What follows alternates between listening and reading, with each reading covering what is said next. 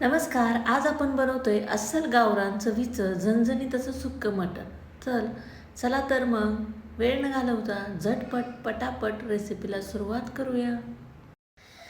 आणि ही रेसिपी पटकन होण्यासाठी इथं आपण कुकरमध्ये बनवणार आहोत. तर कुकरमध्ये गेलं 2 पळ्या तेल, त्याच्यामध्ये टाकला भरपूर कांदा आणि कांदा छान असा गुलाबी होईपर्यंत छान असा परतून घ्यायचा आहे. कांद्याला 2 ते 3 मिनटं छान असं परतून घेतलं की त्याचा कलर चेंज होतो. तुम्ही बघू शकता कांद्याचा कलर चेंज व्हायला लागलाय. आता त्याच्यामध्ये थोडीशी कोथिंबीर टाकून घेऊया आणि ती पण एखाद्या मिनिट व्यवस्थित असे मिक्स करून घेऊया.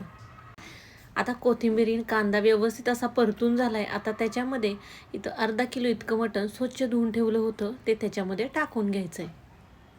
कांद्यामध्ये मटण टाकून घेतलंय. आता त्याला एखादा मिनिट व्यवस्थित असं मिक्स करून घ्यायचंय आणि त्याच्यात थोडेसे सुके मसाले घालून घेऊया. तर आत्ता शिजवताना जास्त काही घालायचं नाही, फक्त चवीपुरतं मीठ आणि 1 चमचाभर हळद पावडर घालायची आणि हळद आणि मिठामध्ये 3 ते 4 मिनटं छान असं मटण आपल्याला परतून घ्यायचं आहे. इथं पाणी टाकायची अजिबात गडबड करायची नाही. ह्या स्टेपमध्ये 2 ते 3 मिनटं छान असं मटण परतून घेतल्यामुळे मटण शिजल्यानंतर त्याला हळद आणि मिठाची चव खूप छान लागते. 2-4 मिनटं छान असं परतून घेतल्यानंतर आपण त्याच्यावर कुकरचं झाकण ठेवून घ्यायचे आणि त्याला 2 मिनटं एक वाफ काढून घ्यायची. झाकण फक्त ठेवून घ्यायचं आहे, झाकण लावायचं नाही आहे. तुम्ही बघू शकता 2 मिनटानंतर मटणाला छान असं पाणी सुटलं आहे. आता याला व्यवस्थित असं हलवून घेऊया आणि इथं दुसऱ्या गॅसवर मी गरम पाणी करायला ठेवलं होतं, ते गरम पाणी त्याच्यामध्ये टाकून घेणार आहे. आता इथं सुक्कं मटण बनवणार आहे म्हणून जास्त पाणी टाकायची गरज नाही. तुम्हाला जर रस्सा बनवायचा असेल किंवा तुमच्यात कोण आळणी खात असेल तर तुम्ही जास्त पाणी टाकू शकता. त्याच्यासाठी मी थोडंसं जास्त पाणी वापरले. आता कुकरला झाकण लावून घ्यायचं आहे आणि मध्यम आचेवरती त्याला 3 शिट्ट्या काढून घ्यायच्यात. जोपर्यंत मटण शिजतंय आपण मटणाचा मसाला बनवून घेऊया. तर मसाल्यामध्ये मी इथं मीडियम आकाराचा कांदा उभा चिरून घेतला आहे. 1 आल्याचा तुकडा, 10 ते 15 लसणाच्या पाकळ्या आणि 1 छोटा खोबऱ्याचा तुकडा.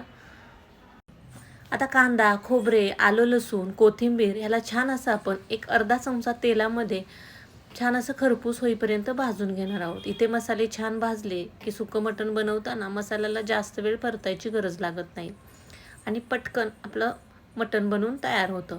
आता मसाले छान असे भाजून घेतलेत. आता ह्याला थंड करून घ्यायचं आहे आणि एका मिक्सरच्या भांड्यामध्ये टाकून थोडंसं पाणी टाकून आपण छान असं त्याचं वाटण तयार करून घेणार आहोत.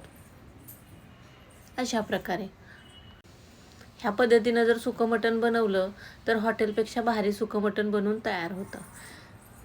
आता आपलं वाटण तयार आहे. मटण शिजलंय का ते बघून घेऊया. तुम्ही बघू शकता मटण पण छान असं शिजलंय. आता आपलं वाटण तयार आहे. कुकरमध्ये मटण शिजलंय. आता वळूया मेन गोष्टीकडं, मटण सुकं कसं बनवायचं. तर त्याच्यासाठी मी सेम पॅनमध्ये इथं 1 चमचाभर तेल टाकले आणि आपण जे वाटण बारीक करून घेतलं होतं त्याला छान असं आपण मध्यम आचेवरती परतून घेऊया. तर आपल्याला त्याला छान असं तेल सुटेपर्यंत परतून घ्यायचं आहे. 2-4 मिनटं परतून घेतलं की आपला त्याच्यात काळा मसाला म्हणजे कांदा लसूण मसाला, आपली चटणी त्याच्यामध्ये 2 चमचे टाकून घेतली. याच्या व्यतिरिक्त तुम्ही जर दुसरं कोणतं तिखट खात असाल तर तुम्ही ते वापरलं तरी चालेल.